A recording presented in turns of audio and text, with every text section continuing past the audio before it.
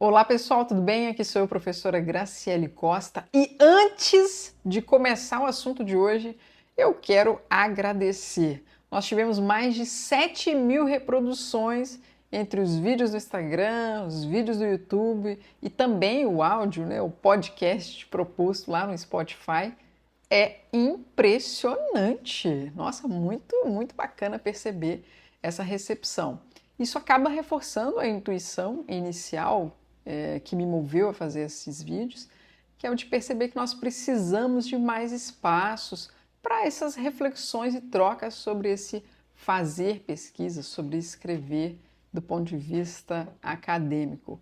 E perceber que há tantas pessoas interessadas nessa discussão, nessas partilhas, é algo extraordinário, especialmente considerando os tempos de hoje, em que o resultado ele é super valorizado, em detrimento, do próprio processo, o que faz parte dos tempos que a gente vive. Todos e todas nós, inclusive, tendemos a compartilhar muito mais os resultados do que os percalços ali do processo. Na sociedade que a gente vive, em que a performance, em parecer muito mais do que ser, se torna algo mais importante, não cabe tanto espaço para a gente compartilhar os momentos mais difíceis, que não tem todo aquele glamour, mas que podem ser e devem ser por nós valorizados. Ao mesmo tempo, como está todo mundo preocupado ou pressionado a apresentar, publicar, compartilhar somente os resultados positivos, as grandes vitórias, isso gera em todos nós a impressão de que as coisas simplesmente aconteceram de um dia para a noite, ou sei lá, aconteceram de uma forma muito rápida, repentina, quase como um milagre. É por isso que aquela música do Cidade Negra, Você Não Sabe Quando Eu Caminhei para Chegar Até Aqui, toca em toda a formatura. Porque no fundo, todo mundo sente o quanto que foi extremamente complexo o processo até que chegasse a algum tipo de resultado. Acaba então que só você mesmo, você mesma que viveu, e as pessoas que estão ali próximos a você, seus amigos, seus familiares, é que acompanham um pouco desse caminho. E nessa forma de sociedade que a gente vive, palavras como falhar, errar, pausar, parar, ir devagar, cair, não cabem tanto no vocabulário dessa linguagem que é a linguagem da performance, que se tornou exponenciada com as redes sociais. Ninguém aqui, vamos ser bem sinceros, posta aqueles momentos que foram os mais difíceis. Você não posta quando você tira uma nota baixa na prova, você não posta quando você não atinge o prazo que você gostaria. Dificilmente a gente vê esse tipo de conteúdo. Tem um sentido. As redes sociais, elas querem que a gente apresente o nosso melhor. E nunca é o suficiente, porque a gente está sempre sendo convidado e convidada a superar o momento anterior. É muito curioso porque, embora todas nós estejamos fazendo isso, ninguém está 100% feliz com isso. Mas a gente continua fazendo. Cada momento desse, de pausa, de fracassos, entre aspas, de dificuldades, acaba parecendo ser algo exclusivamente seu. Porque isso não se converte em likes, isso não se converte em curtidas, isso não se converte em pessoas te parabenizando. Isso se converte em você deitado em posição fetal. Brincadeira.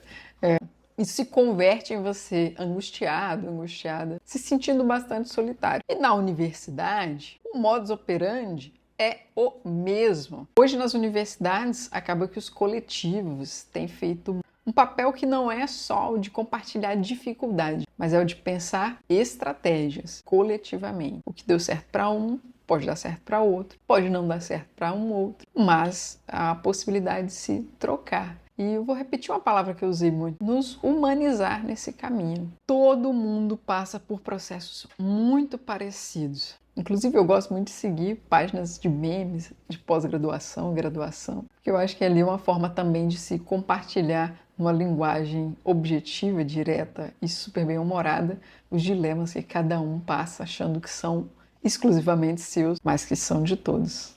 Agora, claro, Tem muitas pessoas que passam por situações que são muito mais complexas, saúde mental, a dificuldade no acesso à assistência estudantil, para sobreviver ao mesmo tempo em que se tem que produzir pesquisa. Óbvio que esses elementos fazem com que, mesmo essas características que são tão parecidas entre nós, se tornem mais ou menos dificultosas. A gente não pode ignorar nada disso, por isso que as bolsas são muito importantes. A assistência estudantil mais ampla, pensando na própria saúde, é importantíssima. Com essa longuíssima introdução, que foi apenas para agradecer o grande alcance que a gente teve com a publicação anterior, e eu recomendo que, se você não assistiu, pause esse vídeo aqui, vá assistir ou ouvir, para que você tenha uma noção do contexto que me motivou a produzir essa série. Mas aqui não é como na Marvel, você precisa assistir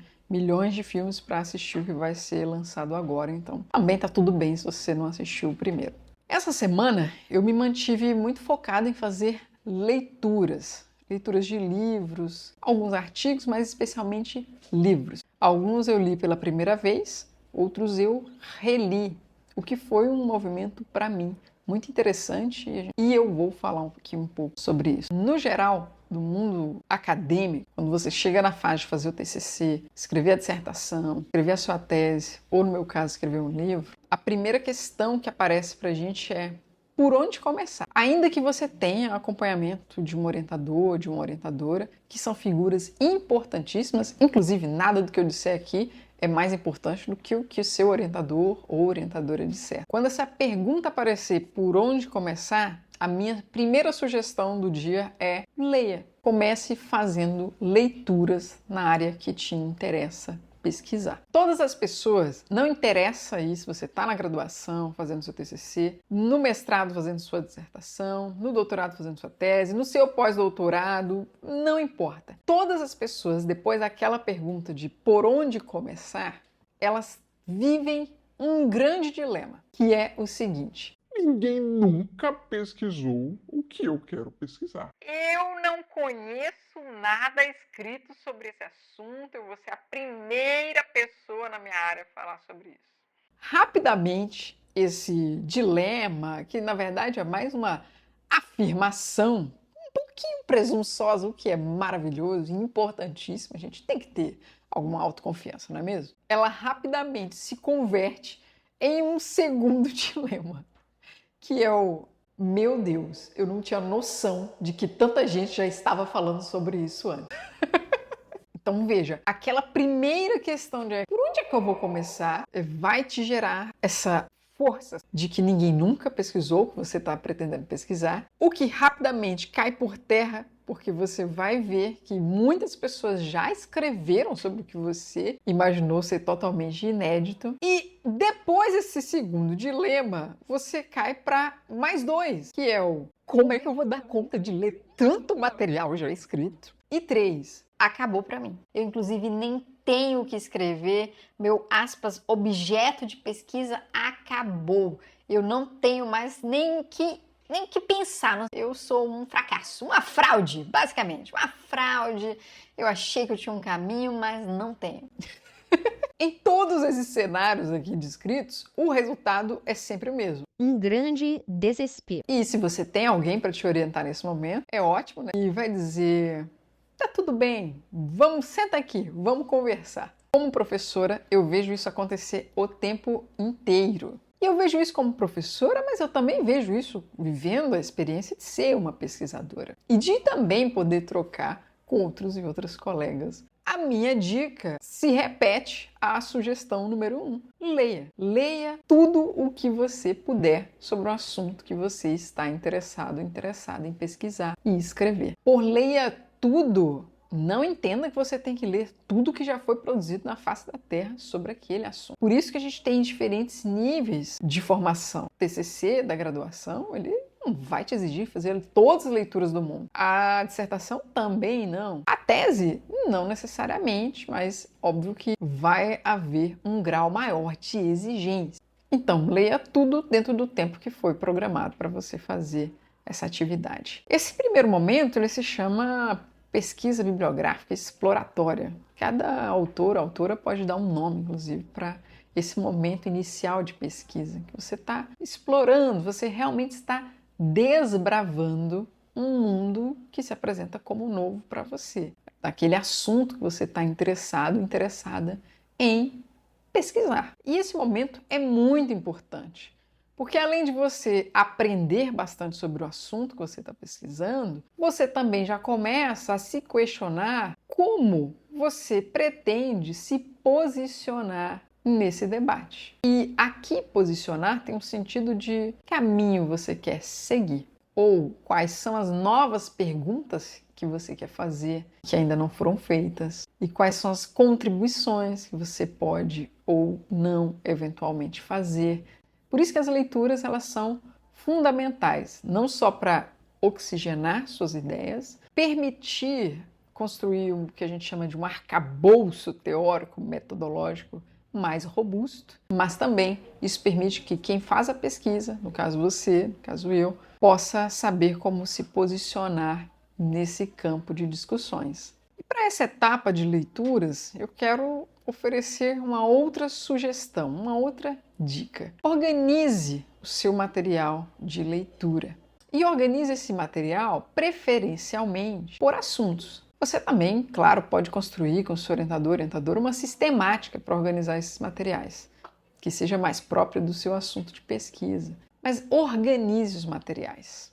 Vou citar o meu exemplo. O livro que eu estou escrevendo, eu já tenho mais de 400 referências mapeadas, separadas por assuntos e organizadas ali por prioridade. Claro que você não vai começar com 400 referências. Inclusive, nem eu comecei com 400. Eu fui adicionando cada uma delas com o passar do tempo. No caso do TCC, por exemplo, na graduação, você não vai começar com 400. Você vai começar ali com 10, depois você vai adicionando, tudo em diálogo com quem te orienta, vai dividindo esse material ali por assuntos, organizando isso de uma forma mais próxima do que vai te auxiliar no futuro. No caso do mestrado, pode começar ali com 20 referências, e aí também a mesma coisa vai adicionando aos poucos. No doutorado já pode começar com um pouco mais e vai adicionando aos poucos. Uma outra sugestão, não comece, porque é assim, lembra que eu falei, a gente começa achando que não tem nada escrito, depois você percebe que já tem tudo escrito. Então, a tendência é que a gente baixe todos os artigos, que a gente vá na biblioteca ou compre todos os livros possíveis, e aí depois você se depara com aquele monte de coisas e você nem sabe o que fazer. E mais, além de não saber o que fazer, você se desmotiva pra caramba, porque você fala, nossa, é muita coisa. Lembra do que eu falei? Como que eu vou ler tudo isso? Por que então que eu estou sugerindo isso? Essa sistemática de começar aos poucos, mas sempre organizando, por assunto preferencialmente. Porque tendencialmente, como eu falei, eu não sou psicóloga, tá? Mas nós temos esses mecanismos que o nosso cérebro cria, que é o de desanimar muito fácil quando o desafio parece intransponível. Cara, isso aqui tá muito difícil. Sabe o que eu vou fazer? Vou ver Big Brother. Davi, campeão, eu vou deitar aqui e vou ver uma Netflix. Sei lá, eu vou só dormir, jogar videogame, eu vou ficar no YouTube, eu vou ficar no Instagram. É isso que a gente vai fazer. A maior parte de nós segue uns comportamentos muito parecidos. Se tiver psicólogos e psicólogas aqui, inclusive assistindo, bota nos comentários aqui. Vou voltar de novo para a minha situação. Eu não vou ler 400 referências de uma vez. E também, em algum momento, eu posso observar que dentre essas 400, nem todas me interessam. Então, eu não vou necessariamente dedicar tempo para lê-las. O que eu me preocupei em fazer foi organizar tudo por assuntos, identificar quais são autores e autoras de referência,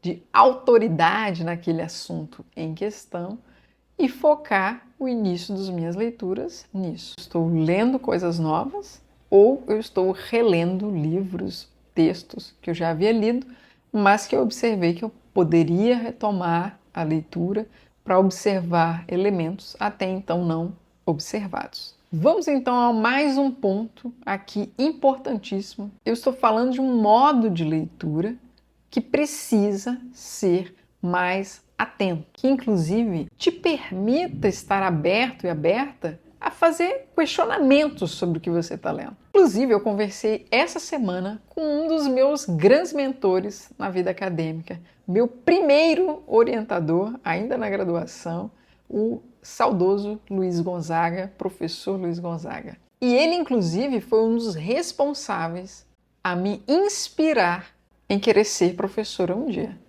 Luiz. Um intelectual inigualável, com uma capacidade de pensar, de dialogar, de produzir mediações. Volta e meia a gente está em contato. E o Luiz, um beijo aí para você, Luiz, me falou várias coisas interessantíssimas nessa última vez que a gente conversou por telefone. E uma das frases que eu anotei, que eu achei mais sensacionais, foi a seguinte: Luiz falou: não há nada que não deva ser questionado. Nossa, isso é muito incrível. Não há nada que não deva ser questionado. Nesse contexto, a gente estava falando sobre livros, sobre perspectivas teóricas, sobre, enfim, assuntos também de caráter acadêmico. Essa frase, para mim, é brilhante, porque quando eu faço as leituras, eu também, óbvio, estou procurando respostas para as minhas questões iniciais, mas eu estou o tempo inteiro fazendo novas perguntas. E é exatamente, gente, por isso que eu releio alguns textos. Porque quando eu fiz a primeira leitura, organizei lá meus fichamentos, eu estava produzindo e eu tinha perguntas que eu não tenho mais. Eu tenho novas perguntas para fazer para os textos que eu estou relendo agora. E quando eu percebi isso essa semana, eu fiquei tão particularmente emocionada, inclusive em perceber que algumas das respostas para as minhas perguntas de hoje já se apresentavam nesses textos, mas eu não tinha as perguntas elaboradas na primeira vez que eu havia lido. Isso é belíssimo! Por isso que nenhum movimento de reler me parece ser perda de tempo. Por que eu acho isso belíssimo? Porque agora, como eu disse, eu estou trazendo novos questionamentos. Eu tenho muitas outras dúvidas que eu não tinha há 5, 10 anos atrás. E logo, eu também não posso esperar que esses textos, esses livros, esses artigos, eles respondam todas as minhas questões. Mas eu posso esperar que esses textos me provoquem a criar novas questões que possibilitem esse diálogo ali com o que eu estou, naquele momento, lendo, tentando entender um pouco mais com profundidade. Mas em alguns momentos, os textos vão te oferecer respostas às perguntas que você tinha, às novas que você vai criando. Às vezes você está lendo o texto, você começa a interrogar o autor, a autora, e lá na frente, a pessoa que escreveu me oferece chegar às respostas. Por que isso é importante? Você ter perguntas, se fazer perguntas, ter objetivos antes de começar as leituras. Vou citar um exemplo, que aí, de novo, se tiver alguém aí especializado nessa área, pode contribuir aqui nos comentários e dizer por que isso acontece. Quando você está interessado ou interessada em comprar alguma coisa, sei lá, você viu uma mochila verde e você até não tá ou com grana na hora, mas ou talvez até quer pesquisar um pouco mais, e aí você começa a pesquisar mochilas verdes. E aí eu não estou falando que algoritmos da internet fazem esse trabalho, né, de botar a mochila verde na tua cara 24 horas. Tem momentos que a gente se distancia um pouco aqui do mundo virtual e vai, sei lá, dar uma volta no shopping, vai dar uma volta na loja da rua, vai dar uma volta na praça, vai para a faculdade, pega o ônibus, pega o metrô, enfim. E de repente, você começa a só ver mochilas verdes na rua. Não é porque você está criando na sua cabeça. É simplesmente você está no ônibus e do teu lado tem alguém com a mochila verde. Você fala, nossa, uma mochila verde, parecia com a que eu queria comprar. Ou você está andando ali no metrô, ou você está passeando na praia, de repente tem alguém com a mochila verde, parecida com a que você quer comprar, com a tonalidade próxima, com o modelo muito aproximado do que você imaginou. Ou a mesma coisa, você pensa em comprar um carro. Eu quero um carro vermelho. Toda hora você vai ver carro vermelho na tua cara. E não é porque há uma conspiração dos astros produzindo e apresentando para você só mochilas verdes e carros vermelhos. Isso acontece porque você começa a focar a sua atenção em observar mochilas verdes ou carros vermelhos. Você está depositando atenção, você está concentrado ou concentrada, ainda nos momentos de relaxamento, em perceber as mochilas verdes e os carros vermelhos. Algo que até então você nunca parou para pensar ou não necessariamente se preocupou com, aquilo dali se torna já uma coisa que você começa a pensar, gente, peraí, tem uma conspiração com essas mochilas verdes e carros vermelhos. Mas não, é isso, você está botando atenção. No caso do mundo da pesquisa social, o processo com o qual a gente acaba operando me parece muito parecido. Se eu estou fazendo, por isso que eu disse que a leitura acadêmica ela não é essa leitura do relaxamento, essa leitura despropositada, ou só para a gente relaxar, que é como acontece quando você lê um romance. Não é que você não tem um propósito quando você lê um romance, tá? Uma literatura policial, de amor. Não, não é isso. Você tem um propósito, você quer se entreter. A leitura para fins acadêmicos, a sua leitura tem que ter propósito. A sua leitura precisa ter objetivo. É assim que os carros vermelhos, as mochilas verdes vão saltar aos seus olhos quando você fizer a leitura. É só assim. E eu estou dizendo isso porque essa semana aconteceu exatamente isso. Vários textos, os livros que eu li esta semana, ou dos que eu reli, eu falei, nossa, mas como que eu não tinha visto isso aqui antes? Estava na minha cara. E aí é que eu cheguei nessa conclusão que eu estou compartilhando aqui hoje. Sim, estava na sua cara, mas o propósito da leitura primeira, as dúvidas, os questionamentos eram muito diferentes dos que eu tenho hoje e agora. Isso, gente, é maravilhoso. É muito importante. Porque senão você está aí lendo pra caraca, está dedicando um tempo da sua vida para as leituras, para o mestrado, para a tese, para o TCC, e você fala, nossa, eu li tudo isso, eu estou mais confuso e confusa do que necessariamente me ajudou. E pior, tá? Você começa até a incorporar essas leituras no seu trabalho sem referenciá-las devidamente, que é um outro assunto que a gente vai conversar aqui depois. Então, fazer a leitura com um objetivo, um propósito, organizar as leituras, vai te auxiliar muito nesse processo de escrita. Então, olha aqui na bola do meu olho, quando você for fazer as leituras dos livros, dos artigos nessa semana, eu quero que você faça a seguinte pergunta. O que eu tenho por objetivo aqui com essa leitura? Eu tenho perguntas? Se você já tem seu projeto de pesquisa pronto, você vai lá dar uma olhada nas perguntas de pesquisa que você tem, pode criar outras. Na medida que você for lendo, você tendencialmente poderá criar novas. Mas não faça uma leitura despropositada, porque isso acaba sendo algo que não vai necessariamente te auxiliar nas etapas seguintes do seu momento da pesquisa. Vai ser importante, porque nenhuma leitura é em vão, de modo algum, mas a leitura acadêmica precisa ser orientada, ela precisa ter propósito.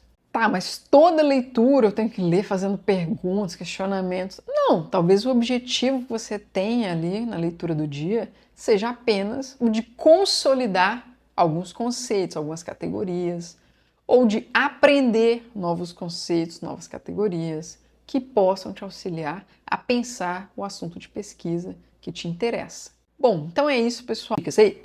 Ei, olha aqui, são dicas, tá? Não são regras. Cada pesquisador, pesquisadora vai construindo, e você também está construindo, seu estilo e a sua maneira de ir ali dialogando com seus materiais de pesquisa. Muito obrigada pelas contribuições, pelas mensagens. Eu espero que vocês se cuidem, celebrem cada pequena conquista, cada texto que você leu, cada livro que você concluiu na leitura.